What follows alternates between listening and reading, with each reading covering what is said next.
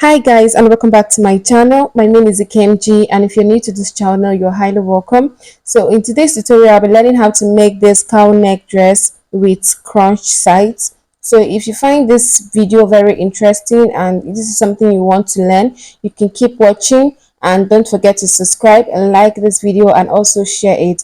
So let's get started. Here are the materials needed: 2 yards of fabric, my chalk and ruler, scissors, and as well my tape. So let's proceed. So right now, as you can see, I've gone ahead to draft out the lines I'll be needing. Here is my chest line, my bust line, here is my half length, and the last line there is the 1-inch allowance that I added for my sewing. So I'm going ahead to explain how I got those lines. For my chest line, I had 8 inches, my bust line is actually 10 inches, and then my half length, which is my waistline, is actually 16 plus 1 inch for my sewing allowance, making 17. So here I'm actually cutting the back first. That was why I went down by 1.5 for the neck depth, and for the width I was working with 3.5 inches, and then for the shoulder I came down by 1 inch or the shoulder to create that slope. And then I also went ahead to create my armhole. So next I'll be doing now is to impute my horizontal measurement, and starting with my bust. My bust is actually 36 divided by 4. I'll have 9 inch, and I marked that there, plus 1 inch for sewing allowance, which I marked down there, and I'm going to replicate that on my chest line. So 9 plus 1 making 10 inches, so I'll just mark that right there. So for the waist now, my waist is actually 27 divided by 4, 28 divided by 4. I'm going to have 7 inches plus 1 inch for sewing allowance. I'm going to have 8, so I'll mark that there. I'm not going to be adding my that allowance because the fabric I'm actually working with is a stretchy fabric, so I'm just going to connect these lines together as you'll see me do so. So note that if you are not going to work with a stretchy fabric, ensure to actually add your dart allowance. So this is what we are going to have, and then next we are going to do now is to cut out what we're needing for this dress as you see me do so. So this is exactly what we are going to have, and I will go ahead now and place it on my fabric. So ensure to place your fabric on fold like this. So I went ahead to place it on a single fold, and I'll be leaving an allowance just in front. As you can see over there, I left an allowance which will be for my zip because this is actually the back. I also went ahead to use pin to support it down on my fabric, and also give an allowance of 1 inch for my zip, and then I'm just going to mark that all through and connect them together. Then next I'm going to go right now and cut them carefully as you see me do so. So I'll go ahead now and remove the pins, and the next I'm going to be doing now is to use this drafted paper to actually cut the front. That's why you see I did not add a zipper allowance to this, rather I did it for my fabric. So you can see now that this actually, the neck depth does not matter when cutting the front. What matters here is the neck width, because based on the size that is given for cowl neck, the depth doesn't really matter. So what next I'm going to do now is that on this chest line I'm just going to identify it, and here is my bust line. So next I'm going to do now on this bust line, I'm going to slash it opened because this is where I want my cowl neck depth to actually be formed majorly on. So I'm just going to go ahead now and connect a slant line from this chest line down to the bust line at that other end, and I'm going to be using the slash and spread method for this. So right now I'm going ahead to actually slash this open, and I'm going to place it on my fabric just the way you are seeing me do so. I have gone ahead to actually fold my fabric on a single fold, and I actually placed my paper on the material using my pin to support it down. As you can see the way I actually placed the paper, ensuring that the armhole side is facing that side before I can then cut it out. So what I'm just going to do now, I'm going ahead to actually create my neck. So from this point now I'm just going to create a straight line to that very end.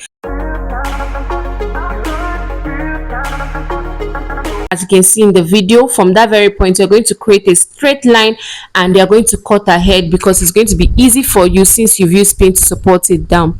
So that's what I'm basically doing right now. So you have to carefully do that so that paper does not move or either anything disturbs you. So I'm unpinning them now, and this is basically what we are going to have for the front. As you can see, this is the cowl neck. This is basically what it's going to look like when you are joining all the pieces together. So next I'm going to be doing now is to cut the lower bodies of this dress, and as you can see I've gone ahead to actually fold my dress into 2 times. So here is going to be the front part and the other side is going to be the word zipper allowance. So what I'm basically going to do here is to actually come down by 1 inch, which will be my sewing allowance to join to the upper bodies. So I'm just going to connect that right now in a straight line with my ruler, so that this down area will be my measurement to start from, and then the up part is going to be my joining allowance for the upper bodies. So right now for my hip line I'm going to come down by 9 inches. So I'm just going to mark that right there and then I'll rule it.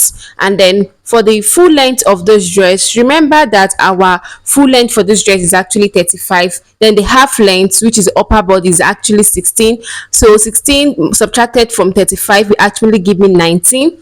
So is that 19 inches I supposed to be working with, assuming this dress is just a normal straight down bodice. But because of it's a crunch dress, I'm going to be multiplying that 19 inches by 2. You can as well times your own by 3 if you have more material, or if you want your crunch to be more full. So like I said, I'm going to be multiplying mine by 2 inches, which will give me 38 inches. So I'm just going to mark that as the length of this dress plus 1 inch for my sewing allowance. So next I'm going to do now is to take my tape and place at this point, as you can see, and I'm going to measure out my waist, which is 28 divided by 4, that's 7 plus 1 inch, and that's 8, which I marked there. And then remember that this is actually a stretchy fabric, so I'm not going to be adding any allowance for my darts, so that's why I made it 8 here. So next I'm going to do now is to measure my hip, which is 36 divided by 4, I have 9 inch plus 1 inch for my sewing allowance, which is 10, and I marked that right there. Then for the length, I'm just going to replicate this measurement of my hip down to the length of this dress, and I'll simply mark it there and connect everything together. So next I'm going to be doing is on the zipper allowance. I'll be marking 1 inch there for my zip allowance, and I'll just connect them and then proceed to cutting the dress out. And after that, this is basically what I'm going to have. So I'll go ahead to fold the down part of the skirt, and then next I will do is to add it to the upper part of the dress as well. And this is basically what we're going to have. So as you can see, this is the back part of the dress, although I've not actually put the zip. I just decided to stitch it so that I can join my front piece together with my back. So this is my front. I just folded it right now just once so that I can actually take my measurement. So what I have seen me doing here is just aligning them together, and now I'm going to be taking my bust line starting from that chest line area.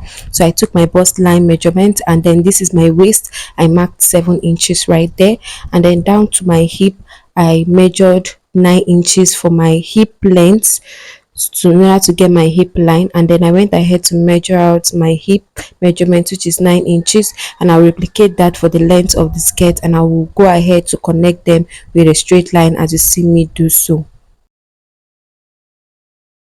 So next I went ahead to replicate that measurement I was taking for the other side, as you can see here. So what I will simply do now is to actually take my back piece and lay it down here, and then go ahead and take my front piece and place it on top of this, and so that I can ensure to align them together, just as you can see me do in this video. I'm aligning them to make sure they're all equal at same length, and I'll go ahead right now and pin it down at both this side and then the other side.